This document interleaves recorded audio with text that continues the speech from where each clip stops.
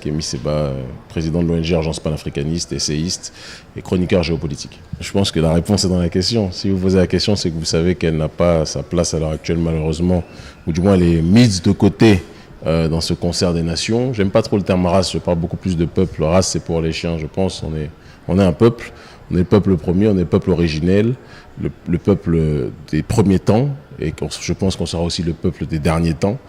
Et il se trouve qu'à l'heure actuelle, on peut constater, et ce depuis un certain nombre de temps, que notre population, par différents processus d'aliénation, que ce soit le processus de l'esclavage, puis de la colonisation, puis du néocolonialisme, a été complètement éloignée de la table de décision, de la table de réflexion dans ce concert des nations. Mais je pense que plutôt de se plaindre que de se plaindre de cette situation, il convient pour nous autres de nous organiser pour nous constituer notre propre puissance. Tant qu'on sera dans une démarche de se plaindre de cette exclusion, mais qu'on ne sera pas dans une logique de renforcer justement la solidarité entre nous afin d'être beaucoup plus solide lorsqu'on se présente vis-à-vis des autres, je pense qu'on n'aura pas la possibilité de se faire entendre. Il y a un travail d'auto-amélioration à faire sur nous-mêmes, un travail d'autodétermination à faire sur nous-mêmes aussi. Et dès lors qu'on sera dans cette logique, je pense, très chers frères, qu'on aura toute la latitude d'imposer notre voix à ce concert des nations sans avoir besoin de frapper à la porte. On ouvrira la porte avec force, comme les Chinois l'ont fait. Les Chinois étaient colonisés auparavant, mais dès lors qu'ils ont accéléré le processus d'autodétermination, ils ont été capables de se faire entendre, de se faire respecter et de se faire craindre par le reste de l'humanité. La question, c'est devons-nous attendre que les autres aient de la compassion pour nous?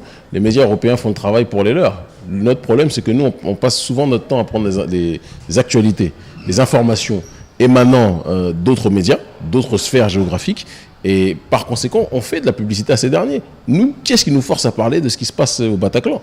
Qu'est-ce qui nous force à parler de ce qui se passe à Charlie Hebdo? Moi, je n'ai pas peur de dire que ce qui se passe à Charlie Hebdo n'est pas ma préoccupation première. Voilà.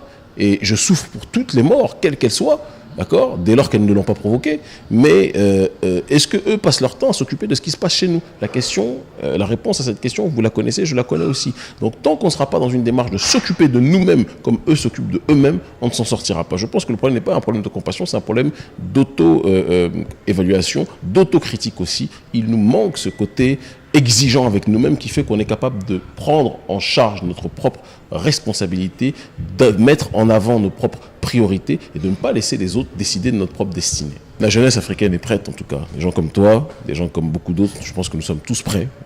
On est sur le terrain, tout le monde est sur le terrain, chacun à son niveau.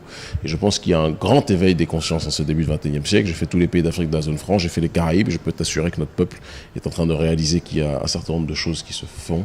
Et ils ont compris qu'il était nécessaire qu'ils soient dans ce wagon de ceux qui vont ouvrir les portes de l'histoire pour réinstaller la place du continent au concert des nations.